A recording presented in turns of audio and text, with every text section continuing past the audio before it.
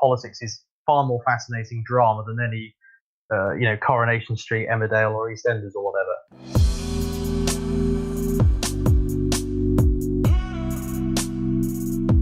Hello, and welcome to another episode of Chatter, a podcast from The Gist. On today's show, we have Harry Fone from the UK Libertarian Party. Now, I honestly didn't even know we had a Libertarian Party in the UK until fairly recently. And whilst they might seem a little bit outlandish in some of their views at times, arguably, they really have a lot to offer in terms of trying to find new ways to approach problems we have with government, with our economy, with lots of things. And I definitely think it's worth always entertaining and talking to people who have ideas that you may consider radical or out there, and hence we wanted to get Harry on the show. So if you like the show, you can subscribe to us on YouTube, on Facebook, on iTunes, wherever you want to find us on social media. So let's get on with the interview. Here's Harry Fone.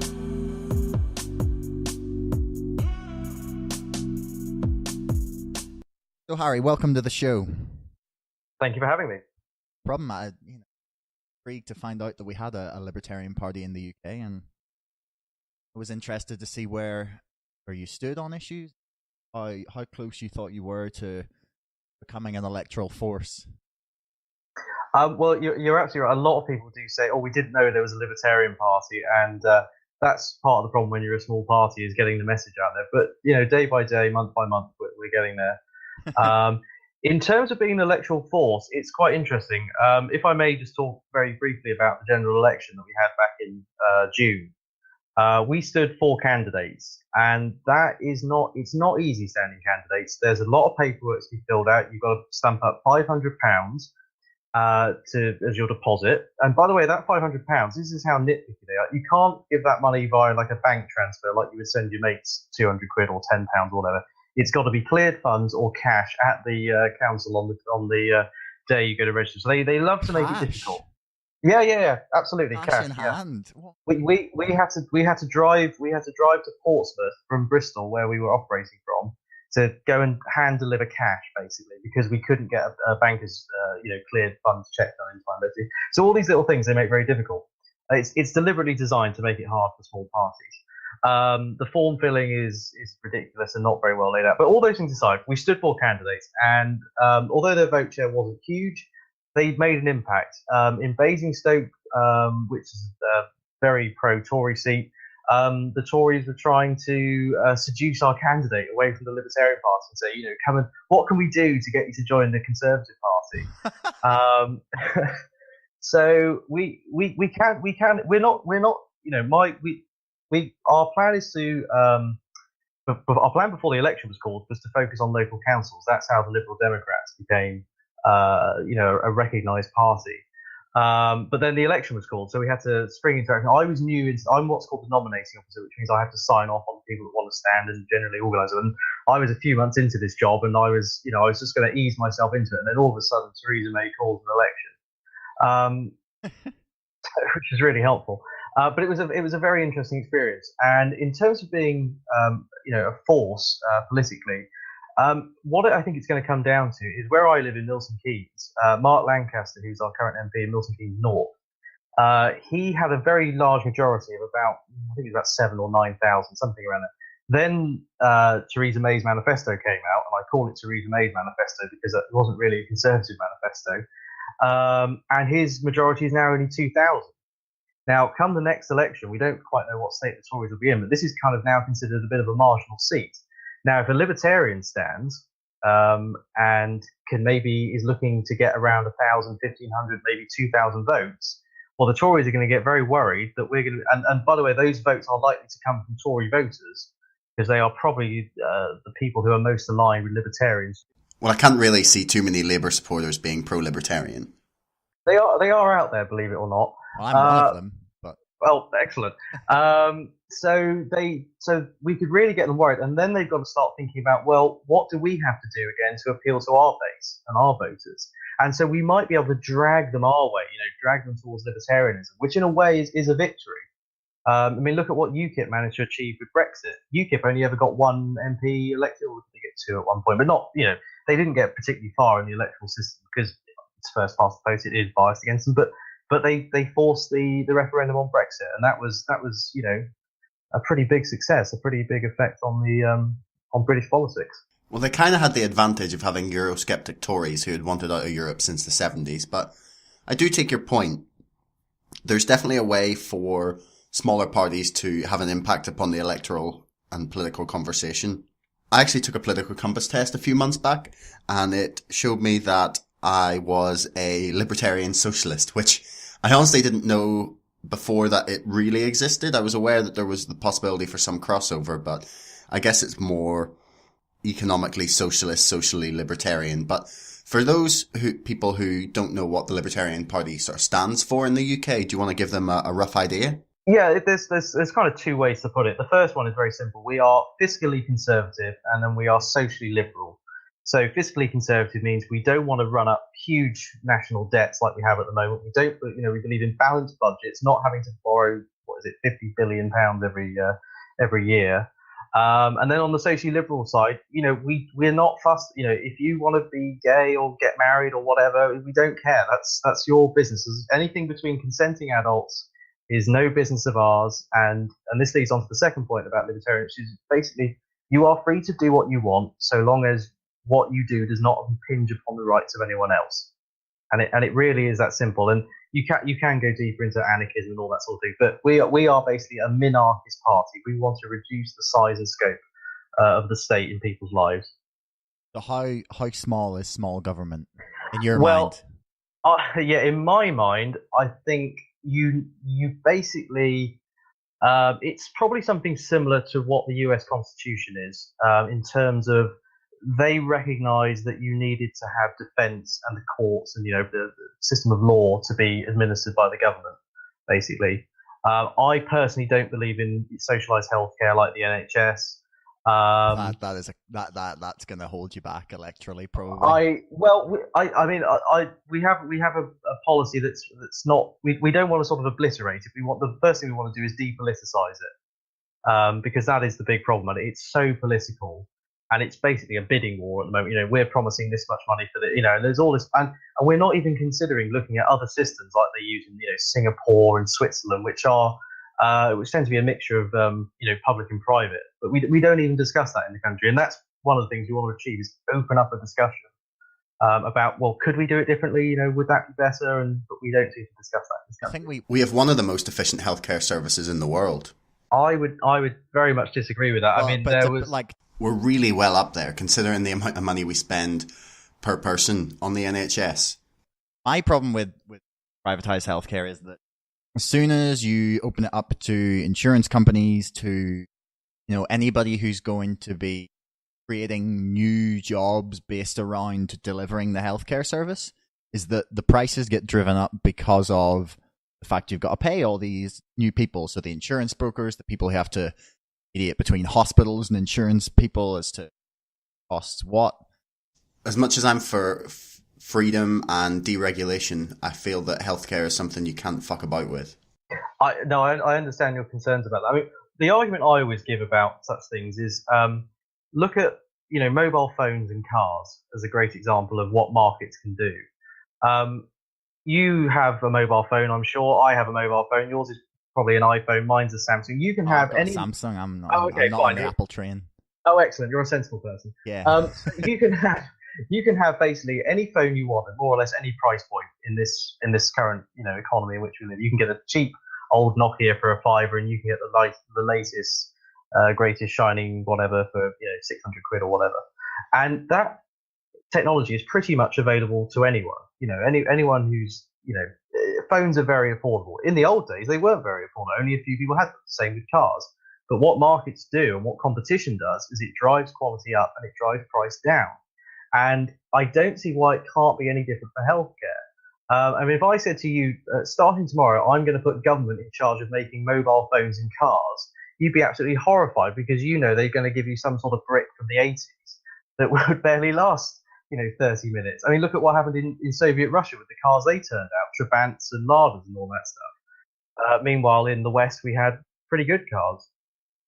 So that's my argument for it. I would just like to introduce some more competition, and we would say if people want to, I'll just go slightly off something. One of the things that's really important with the National Health Service is that you have money that is solely goes to the NHS. So national insurance, we would have that solely funding the NHS basically. So you know what you've got to work with, and I say depoliticize it, and then we can maybe, if people don't want to enroll in the national insurance, then they can come out of it and they can go and find their own healthcare. That is how we would treat it. More choice, essentially. I guess, well, I'm not going to obviously convince you otherwise, but my point would generally be you put something up for the free market to deal with. There is a lot of ways that can be beneficial to people, but the problem is in my mind, is that health and healthcare, people's lives, isn't really something you can leave up to the free market, in my mind, because it becomes choice between profit and between quality and sort of the people that are using the service, and that's where my own objections would come from it. Like I've seen and watched how horrendous the US system is. Sorry to interrupt, but I mean the US system is a horrible amalgamation of private and government interference. So I mean, people say the American system is free market. It is not. I take your point that it's. You've got employer insurance, you've got Medicaid, you've got Medicare, HMOs, and all that stuff. Yeah. But the problem was that the free market wasn't providing healthcare for people with pre-existing conditions, or wasn't providing affordable health with pre-existing conditions, and therefore you get a healthcare market whereby you're only insuring the healthy people, and it's great for those. But for the other 30, 40, 50% of the population, can't afford to get healthcare. I just personally don't want to be in a system where, say, I got hit by a bus, they would be wheeling me in the A&E and trying to find my insurance documents in my pocket. Well, yes, I know, I understand where you're coming from. I mean, what this is all about is, from my point of view, is, can we just try something different just to see if it is better? I mean, let's say hypothetically, I said to you that, I could promise you that the free market system would be better. Would you want to try it? I know I can't promise you that. You could promise me it. Just hypothetically. Hypothetically, promise me it. Yeah. So, I mean, you say about people who, if they get hit by a bus and they're not insured or whatever and all this sort of stuff. I mean, don't forget, private charity does wonderful things. And you don't have to operate a company for profit. You can be a not-for-profit company. And I'm sure there are many organizations that would love to do that. I mean, look at the fantastic work, this is not, a local example, but people like Médecins Sans Frontières do, Doctors Without Borders. That's all private charity that funds that. We would then go a step further and say, well, look, you pay all this tax. Imagine if you were paying less tax. Imagine how much money you could give, to charities or whatever, or, help generate more money by buying goods and services and all this sort of stuff. I think ultimately we would like to get the NHS down to more local decisions. Let different regions of the country decide how they want to do their healthcare. And then say, if you want to opt out from it and get your own insurance, you're very welcome to do that. Well, I guess that's almost what we have now. It's still ultimately governed from Whitehall, from all those bureaucrats sitting behind desks. Look at for 100%. Since 2010, the Conservatives have done an outstanding job of wasting millions and millions of pounds in the reorganisation of the NHS, with the huge management structure that they've put in. That is horrendously wasteful, and it's turned into like a box ticking exercise. So I'd be all for like trying to look at different ways that you could, make things, or build it from the ground up, where individual services are being provided by local communities. But for me, you still need that safety net. No, I understand where you're coming from. I personally feel a lot of that safety net can be made up with private charity. Just talking about government wastage, the industry I work in is IT, and ever since when I was doing my computing A-level, I remember the teacher coming in with a newspaper saying they've wasted another couple of billion, and this was the NHS trying to do their national IT system, and this was about the third go at it, and this was about 12 or 15 years ago, and they undertake these massive projects. Billions and billions have been wasted, and that's my point, is that just these big government entities are not capable of running these systems. And when you introduce competition and private companies into the marketplace, as I say, I'm a firm believer that the quality of service goes up and ultimately the price goes down, which is surely what we want. Well, on healthcare, I think I'm going to have to disagree with you. With the IT system, I think the NHS is one of the largest employers in the UK, if not in the world, especially in terms of a health service. So upgrading it to a brand new computer system across its entire scope is never going to be plain sailing in my mind.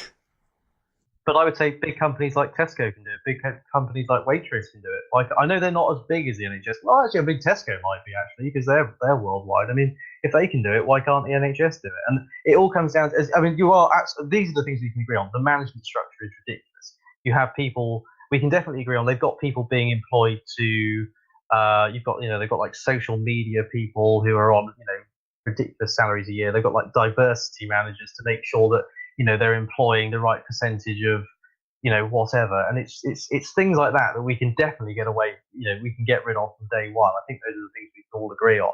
And then once we start getting rid of all the stuff we agree on, then we come to the next stage and keep going from there, really. Yeah, well, moving on to maybe another issue that maybe agree a little bit more. How would the Libertarian Party deal with climate change? Yeah, that's another thorny issue, isn't it? Because I have a suggestion, but I want to hear your thoughts first. Well, I mean, if you look at, where do you begin with such a thing? I mean, I could make the argument, and I think actually I should make the argument that here in the UK we are 65 million people. Yeah. Now China and India are 2 billion, if not more.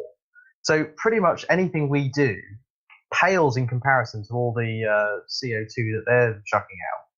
So there's part of me that feels, well, we don't really need to do anything. Well, we're one of the more industrialized nations, I would say, in the world. And the thing about India and China is they're trying to jump from where we were 30, 40, maybe even 50 years ago to where we're going to be in 10 years. But they are building, I think they've got plans to build hundreds and hundreds of solar plants. And in both China and India, China actually are building, I think, 100 solar farms that are shaped like pandas. Right. Okay. Well, I think if you want to get CO2 down, and dangerous gases and whatnot, well, one of the first things you can do is stop using diesel cars.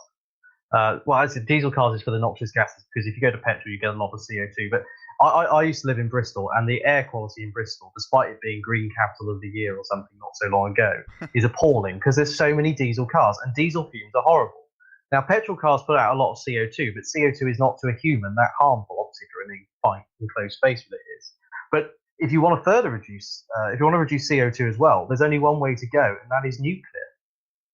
And it really is as simple as that, because nuclear produces not a lot of CO2 at all, if hardly any. Because the CO2 is being used in the construction of the plant. It doesn't. Obviously, the nuclear reaction doesn't produce CO2. Well, France gets a lot of their power from nuclear. But then it does. I guess it's a case of look at how poor a job the government has done with Hinkley.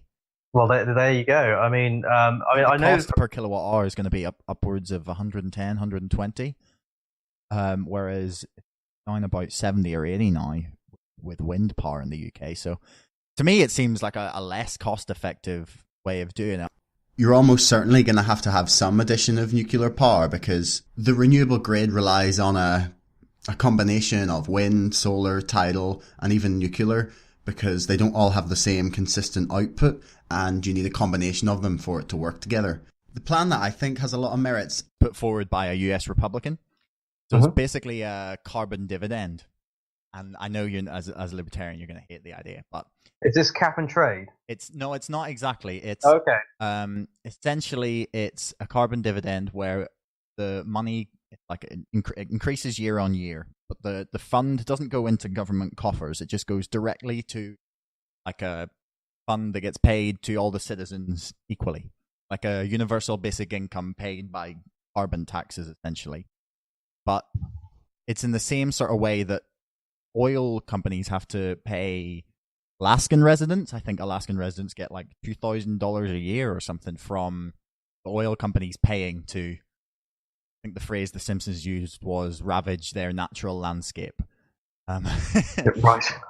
I maybe wouldn't that far, but you can see their point. It's drilling for oil isn't the most pretty way of getting energy. No. But yeah, so the idea is that you enact this carbon dividend, rid of all emissions regulations. So you're cutting down the size of government and the amount of red tape that companies have to deal with, and they get pushed to innovate and look for not carbon free, but maybe carbon neutral or low carbon options in order to, get ahead of the competition, and you let free market forces take over. Mm-hmm. Yeah, and then apply the same taxes on imports. The idea is that once one country sees that money from one of their companies is going to the citizens of another country, they will suddenly lobby and push for their own governments to pass similar legislation, and you get like a domino effect. Okay, but I see what you mean. Interestingly, like I said, it was a U.S. Republican, and nearly like all of the senior Republican leadership in America are basically like signed up to this plan in theory. Mm-hmm. But we couldn't have implemented something like this whilst we were in the European Union. So post-Brexit, it gives us the perfect opportunity to enact something like, in my mind anyway. Well, the great thing about the Libertarian Party is we don't claim to know everything. We're always open to ideas, and the idea you mentioned sounds quite interesting. Just on the free market side of things and how free markets can help solve this problem. Now, you may completely disagree with me on this, and as may some of your listeners, but fracking in the United States has done it's done wonders to reduce their CO2 and their reliance on oil.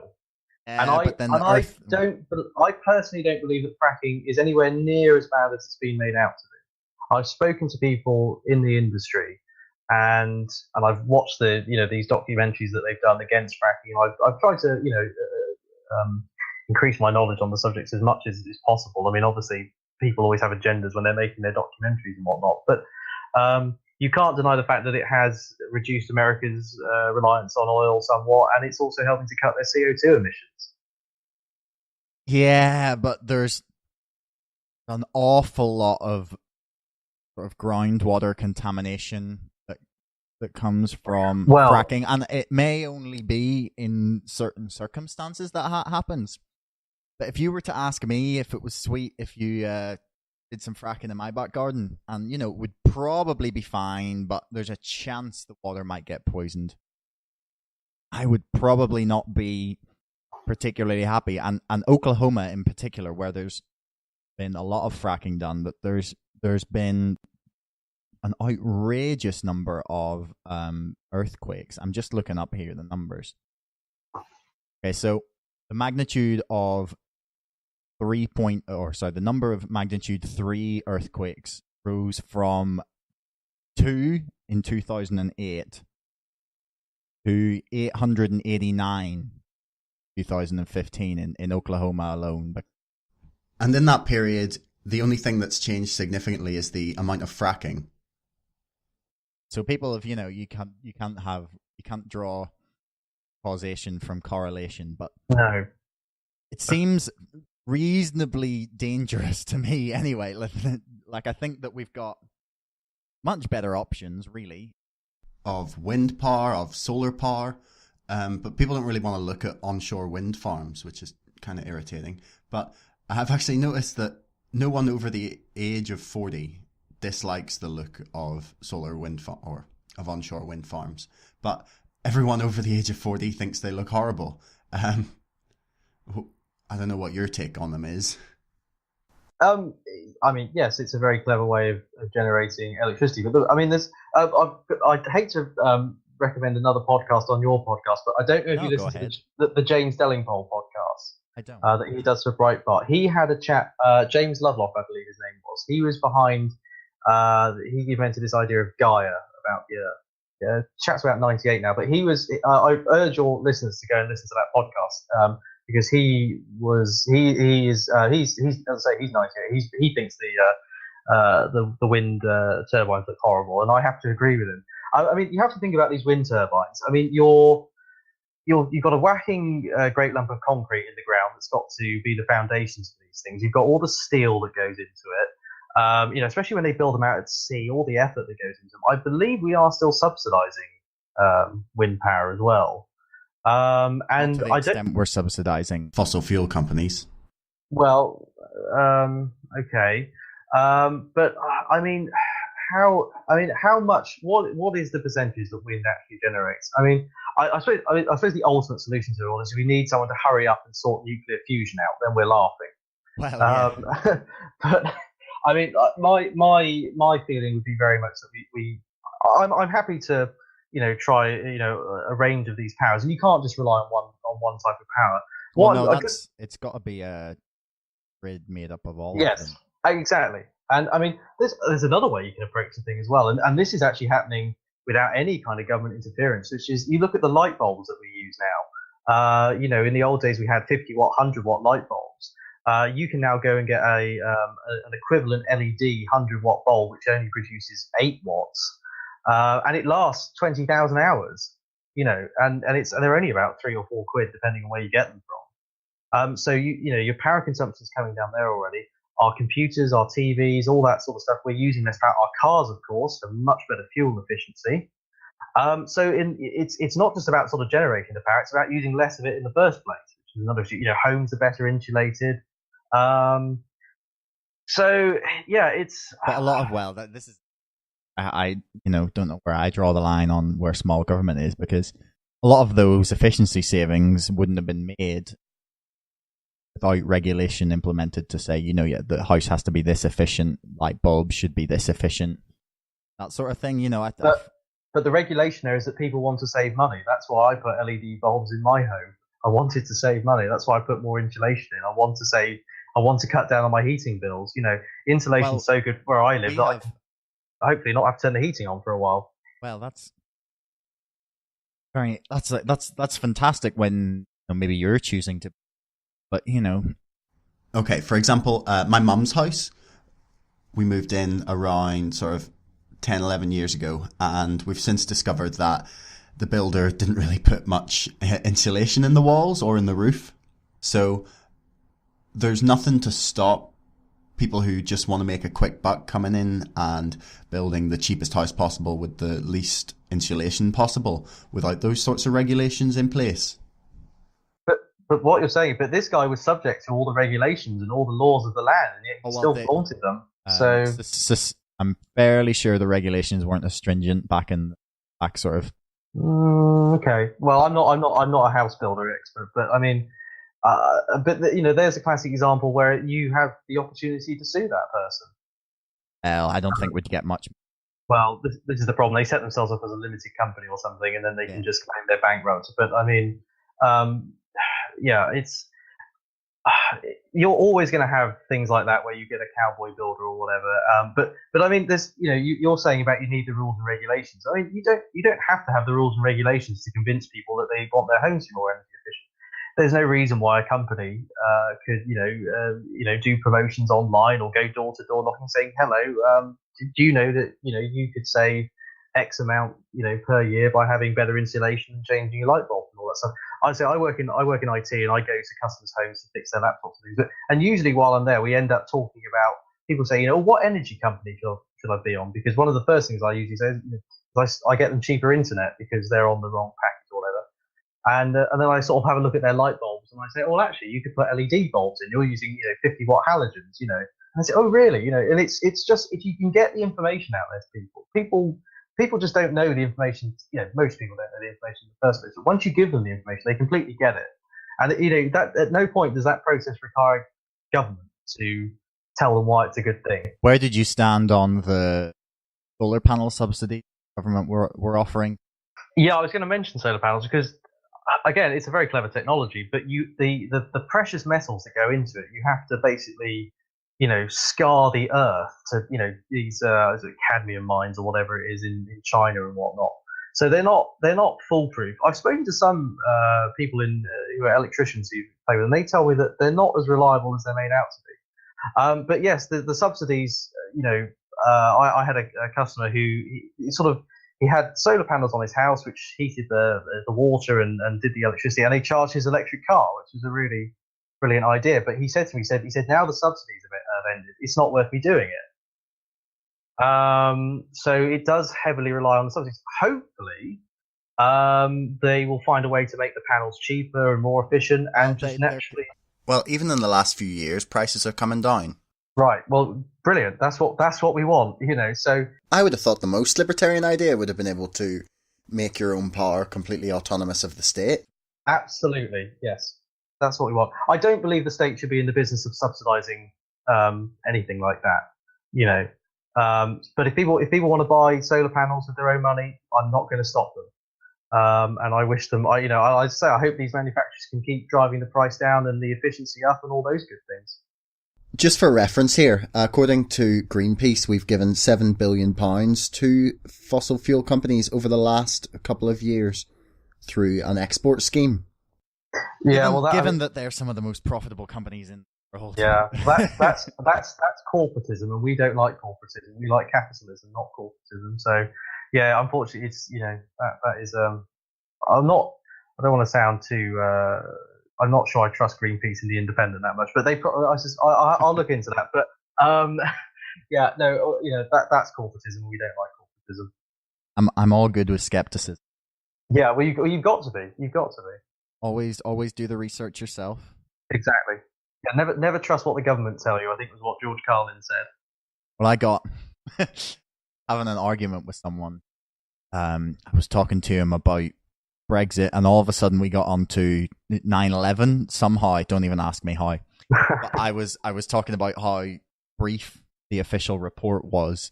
I didn't really trust some of it, and he was like, "What do you mean you can't trust it? It's government." And I was like, "Well, yeah, exactly."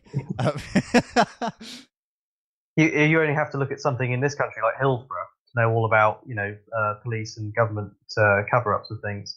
I don't know about 9/11. I don't think 9/11 was a cover-up, but it's always worth asking questions of things. How do I know that the Earth is round and all these sorts of things? Yeah. Well, if you think it's round, then if you think the Earth's round, so flat earthers think that people who believe the Earth is round are crazy, and they call them globeheads. Right. Like, what a great name. Globeheads. Oh, fair enough. So that's become my new insult for people. Fair enough. I suppose technically it's spheroid, not round, but you know what I mean. Well, yeah. But yeah, you should always. But that's what we always encourage is this critical thinking. How do I know this to be true? How can I prove it to myself? Don't trust what you read in a book. Go and check it out for yourself. Could not agree more. So another thing I actually was curious on was sort of where the Libertarian Party UK differs from the US Libertarian Party, if at all.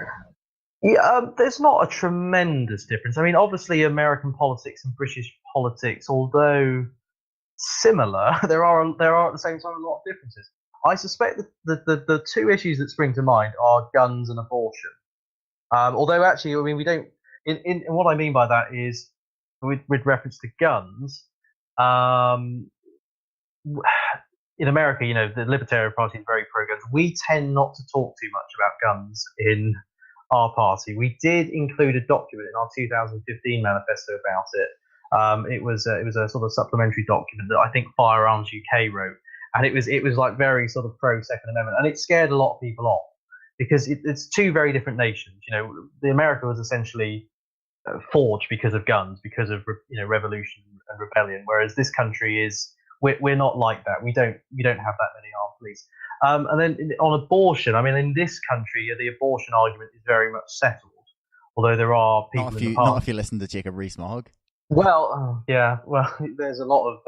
Well, to be fair, I totally agree with his right to be able to say, I believe Absolutely. this. I think it's a bit ridiculous that, it's antiquated, and yes, it's a bit old-fashioned, and maybe more than a bit old-fashioned, but, free speech. Yeah, so I mean, although the Libertarian Party position in the States, I believe, is that they are sort of right to choose on that. So that maybe isn't a very good example, but yeah, I think well, the right to privacy very much center the abortion debate in the US, as you said at the start. If you're not harming someone else. Yeah. It's probably guns is the big difference in terms of that sort of thing. But no, I can't think of any really big points of divergence between the two parties. And we were in an alliance, an international alliance of libertarian parties, which includes parties from Norway and all sorts of places around the world. So the general doctrine of socially liberal, fiscally conservative pretty much applies throughout all those parties. Well, I think we have a system that maybe quite a lot of people in America, maybe not libertarians, but a lot of people in America would be happy with, and that you can get a gun, but you have to have background checks. You have to have police come and see where you're going to store it, and ammunition has to be stored separately. It's worked pretty well in terms of reducing gun violence, especially since Dunblane. It's a tough one, because have you seen the Piers Morgan Ben Shapiro interview? Yes, many times. It's outstanding. I don't agree with Ben Shapiro on a whole lot of things. His refusal to accept healthcare as a right baffles me, kind of, and the idea that a doctor is a slave if you declare healthcare a right, I think it's all right in theory, but doesn't really stand up when you put it into the real world. But watch him dismantle Piers Morgan is just hilarious, because he's like, okay, Piers, you want to talk about gun violence, then handguns are exactly on par with killing assault rifles, so why do you not want to ban handguns? And we get a lot of people, actually, we get messages through our Facebook page talking about what's your view on guns, and we also get a lot of questions about fox hunting as well for some reason. And like what, sorry? Fox hunting. Okay. My view on these things are, in a way, I wish I hadn't brought up the guns thing now, but it's that those are issues for another day. What we are focusing on at the moment is the economy, the freedom of people, to do what they want, so long as they're not harming anyone else. And we'll, as we slowly roll back the power of the state, then we can start having these interesting, discussions about fox hunting and abortion, perhaps. I mean, I think it has more or less been settled in this country. And guns and all that sort of stuff. Anyone wanting to challenge that status quo, I think, is fighting a losing battle. Yeah. Well, just talking about that point about dealing with the main issues, then worrying about the other stuff. There's a very good interview if you go on YouTube and and search for Glenn Beck and Penn Jillette on Glenn Beck's The Blaze. Now, you may not like Glenn Beck, but Penn. Okay, but it's a brilliant. I don't much care for him either, but it's a brilliant discussion between. They're actually good friends. Penn Jillette's an atheist, and Glenn Beck is a kind of Christian conservative. Describes himself as a libertarian. I'm not quite sure how true that is, but they have a fantastic discussion, and that it is proper civilized discourse, and it's about 50 minutes long, so you've got to put the time into it, but it kind of sums up what I'm trying to say, in that let's worry about the big issues that we can all agree on, and then we'll get to these nitty gritty ones further down the line, and that's when we can have fun with the debating and whatnot. My problem with Glenn Beck is he's a hypocrite. He fired the girl who Tommy Lauren. Yes. After she said, people do what they want with their body. Not my and then he fired her. Yeah, exactly. That just seems like it's like, okay, so she was literally just paid actors, put to spread your narrative, and anything you don't agree with, she's fired. That's a bit hypocritical from a libertarian, but especially if you claim to believe in healthy debate and free speech, which he does advocate. So yeah, it was I mean, maybe it was an excuse to get rid of her, I don't know, but I don't know. She fairly raked in the views. That's true. That's very true. As critical and I think a bit narrow-minded, and often poorly informed as she is, I don't know, it's something that I find with a lot of conservatives, that they cherry pick a lot of statistics to sort of suit their narrative, and then things that can be debunked so easily, and then they just turn off anyone who might be interested in their ideas because they just see them as liars. It's a huge problem I have with the Conservative Party in the UK. Not that I'm that way inclined, but if I was young and sort of wanting to look at more right-wing ideas, I would just be infuriated with their lack of competence or good arguments. Yeah, I mean, to be honest, I think all sides are guilty of bending stats the way they want. I mean, that's the wonderful thing about, I say the wonderful thing. That's one of the things about stats. You can tailor them to suit your need. I mean, we put so much reliance on GDP, for example, and that statistic, and it's actually not really a very good statistic for measuring the success of an economy, for example. There's a lot of inherent flaws in it, but yet we place so much, GDP is this, and How would you measure it? GDP per capita? I'd like to think in a lot of ways I kind of wouldn't bother, but I'm not sure is the honest answer. But I mean, you probably want a range of measures. You want independent groups to come up. Well, we think it's doing this. We think it's X thinks it's doing this. Y thinks it, and Z thinks it's doing it, and let people make their own minds up. And then maybe you can come to some conclusion there. I mean, I'm hypothesizing, but it all comes back to don't trust what the government tells you. Well, I do think you're maybe being very admirably optimistic about people's ability to deal with facts. Like, several sets of statistics don't really work that well in a 30-second soundbite or a tweet. This is true. But there are people out there. I mean, now is the easiest time in human history to go and do the research, because you've got the internet at your disposal, and you've got this wealth of knowledge that, but obviously in the old days you'd have to go down to the library, and you've got a limited range of books to work from, and you can listen to excellent podcasts like this one and others, and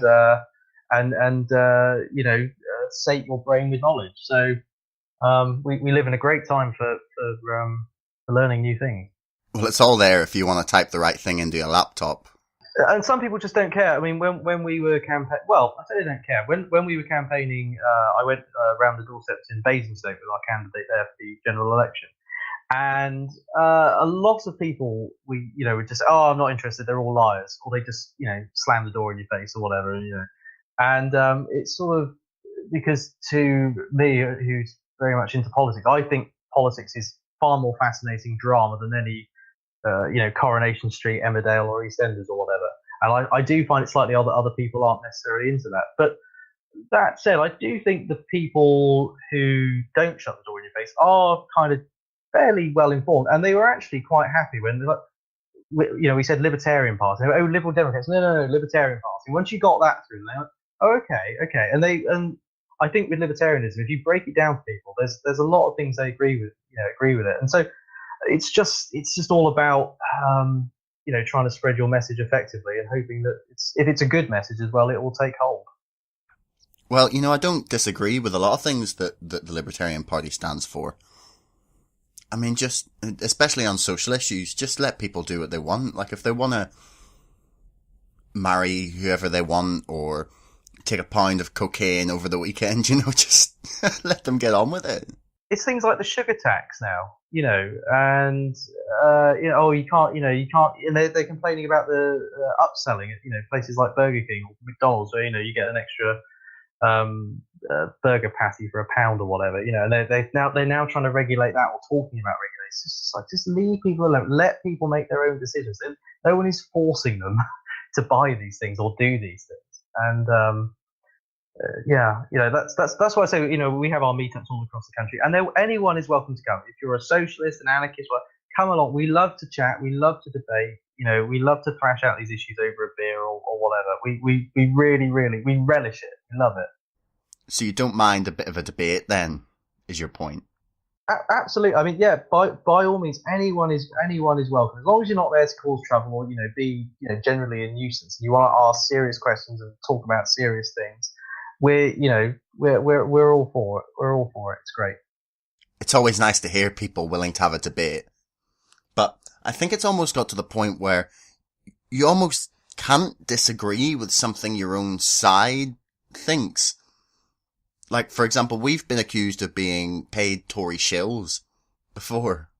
Right. Whilst I'm a pretty big fan of Jeremy Corbyn and the Labour Party, at least on a domestic agenda. Well, I find it hilarious that you can't really, a lot of times, sort of talk about things with a little bit of criticism without being anti-completely your whole party. Like the MP that's being pulled at the minute in the media about defying the Labour 3-line whip. Oh, Caroline Flint. Yeah. Yep. That's kind of democracy. You know, as much as it's got to be over something pretty big for you to want to defy the whip, but you know, if that's what she believes and if that's what her constituents want, who the fuck are you to tell her that she shouldn't do that? Absolutely. If nothing else, I would like to see personally more defying of the whip from both parties. I think Labour MPs seem slightly more willing to cross the party lines and not even cross party lines, but betray the party on a vote.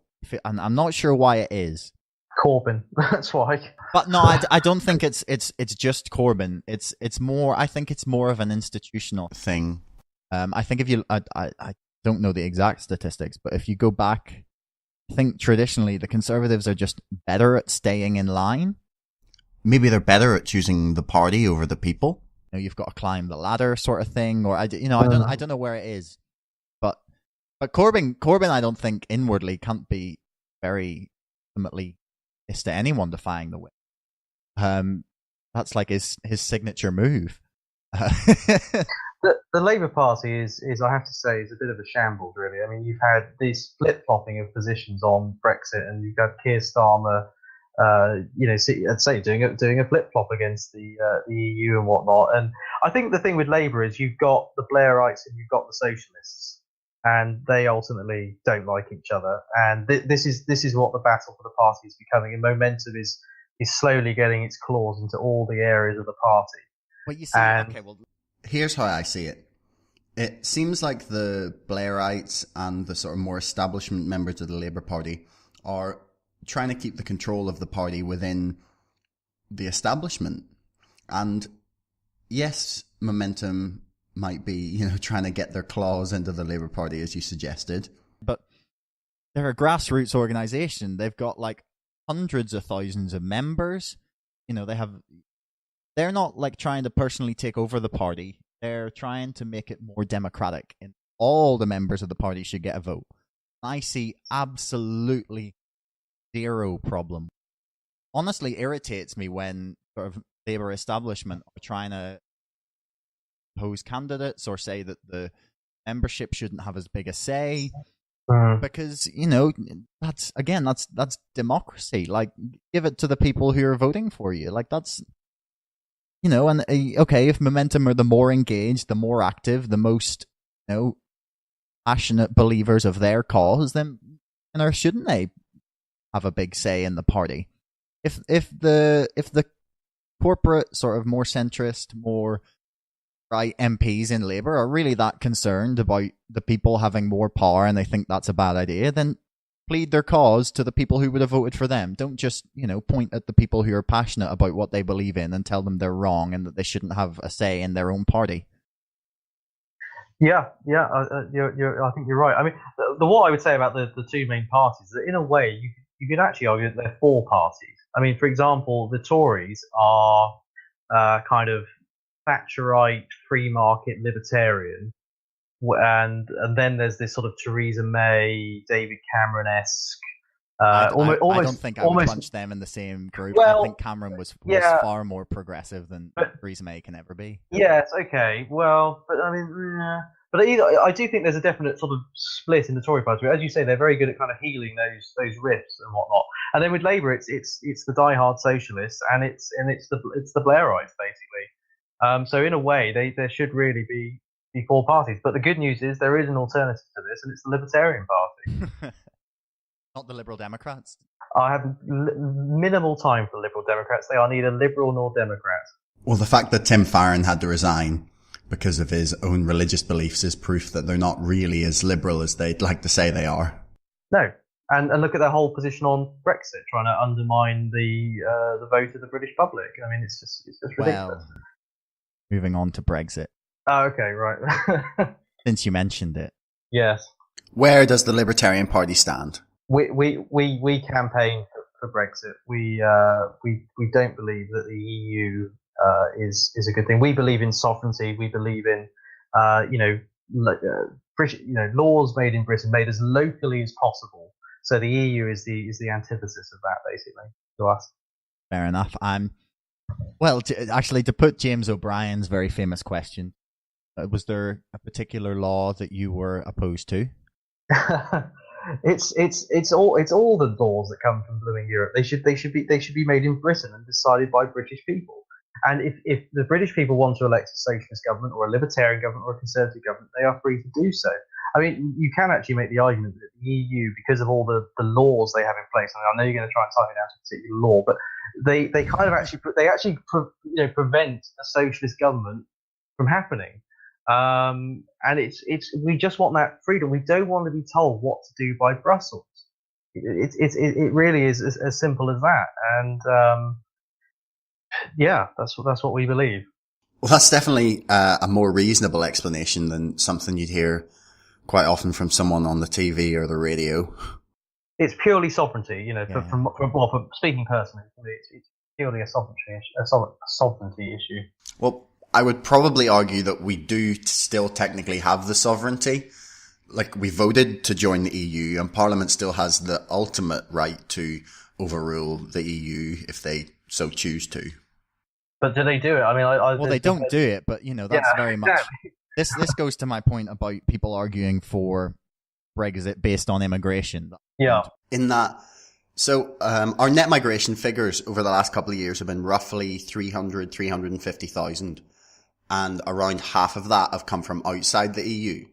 Yes. If the Tories were serious and the immigration was a really big issue, they could have started by cutting down the number of migrants from outside the EU by half. That would have reduced our migration by 25%, but they didn't. Yeah. It was totally within their power. And the same thing with workers from within Europe. There's an EU regulation that allows Belgium to say, okay, you can come here, you can live here, but once you've been here 3 months, if you don't have a job or proof of funds, you have to go home. We could have very easily implemented that. And I just get so unfathomably angry when I see like Michael Fallon on the Andrew Marr show talking about immigration and controlling our borders, because I'm like, you have had fucking 7 years promising to bring down immigration numbers. If you genuinely thought that was the problem, you've just done fuck all about it. Yeah. Then tried to sell Britain down, in my mind, fucking feel it, because they're doing a poor job of it.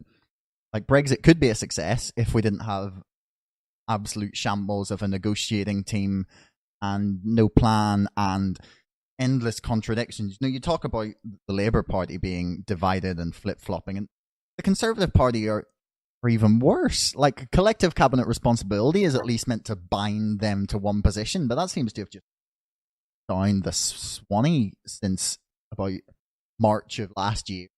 I'm not sure I see it that way. I mean, don't forget they're all going to vote in unison tonight on the repeal bill.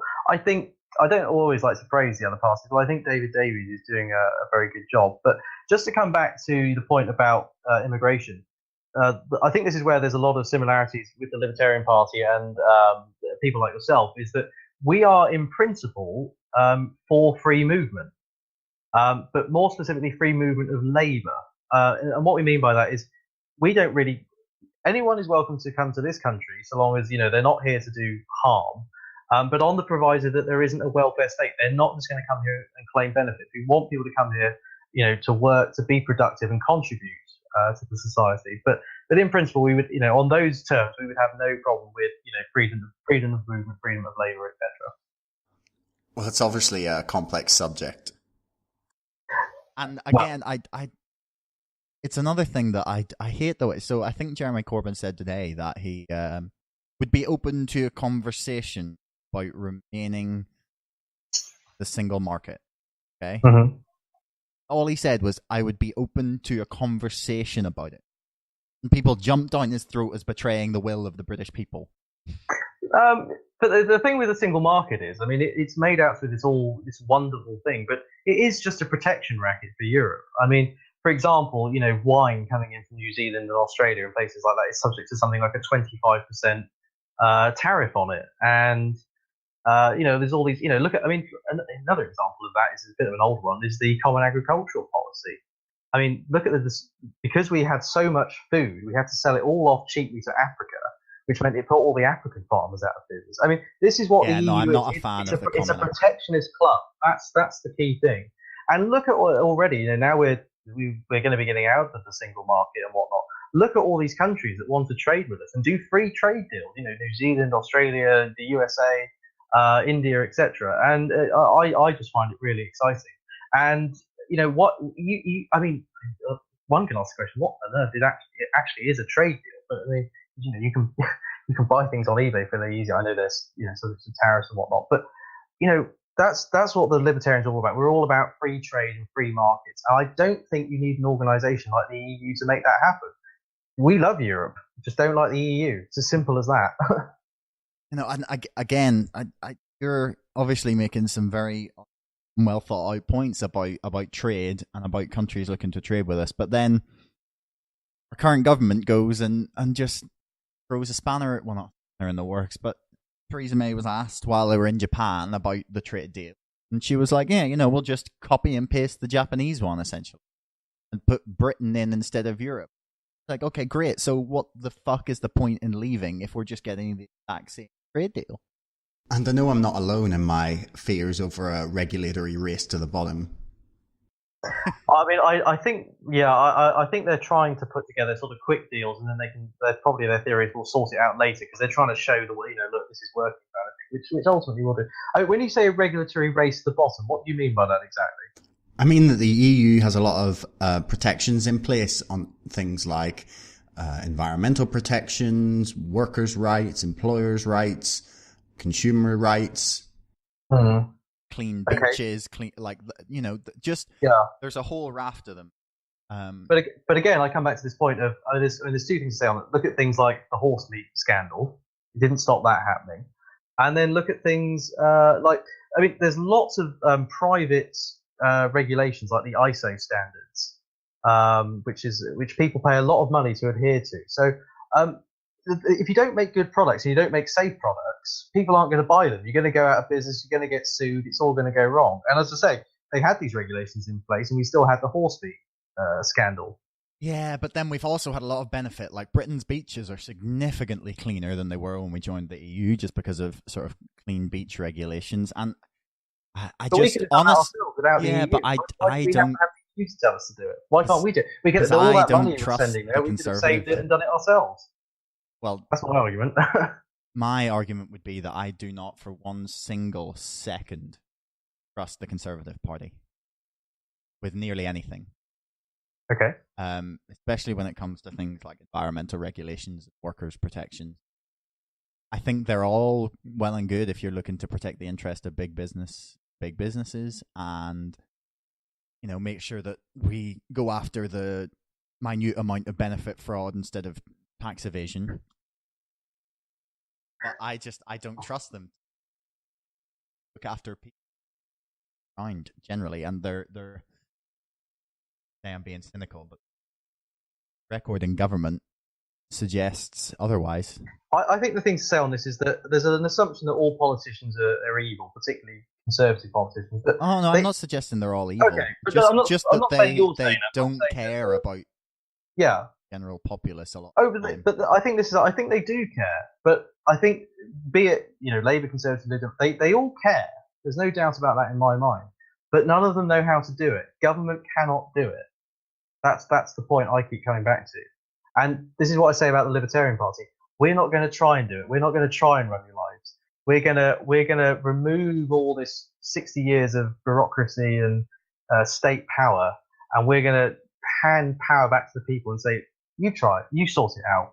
It's a bit like JFK, ask not what you can do for you, ask not what your country can do for you, but what you can do for your country, sort of thing. because these systems don't work. The NHS, we're going back to that again, but the NHS is not perfect. There's an awful lot of things wrong with it.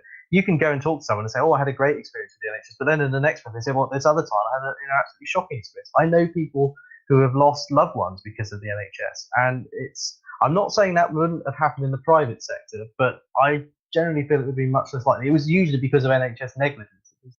So the key point I'm getting to, though, is that I do believe the politicians care. They are just incapable of doing anything about it. Government is such a big beast. It's so unresponsive and slow that it can't be done. They can't solve our problems. I think that's a lovely note to end things on there. Okie doke. I think that sums up your arguments pretty well. It does. It does. Pretty good stopping point for why people should maybe go and look further into the Libertarian Party. Absolutely. And may I just give some quick plugs for the party, if I may? Yeah, go for it. Oh, thank you very much. So if you want to find out more, please visit our website, which is libertarianpartyuk.com, or just Google Libertarian Party. You'll also find us on Facebook, Twitter. We've just set up our Instagram account. And this is actually in 2018. It will be our 10th anniversary since the party was founded. And we're going to be having our conference in Westminster on January the 20th. We have 2 sessions, a morning and an afternoon session. If you're a member, you can come to both sessions. In the morning session, we're going to be voting on party business. And if you're not, you're very welcome to come to the afternoon session. And if you go to the website, there's details about how you can come to that. We're hoping to have some very exciting guest speakers. And if you want to join the party, you'd be very welcome to. Okay, well, we can put all the links for everything in the description below for everyone. And yeah, thanks very much for appearing on the show. It's been an absolute pleasure. Thank you for having me. Thanks very much for listening. I hope you enjoyed the interview. If you did, you can share us around social media, tell your friends about us, or alternatively, you could subscribe to us on iTunes if you haven't already, or wherever you get your podcasts. Until next time, thanks for listening.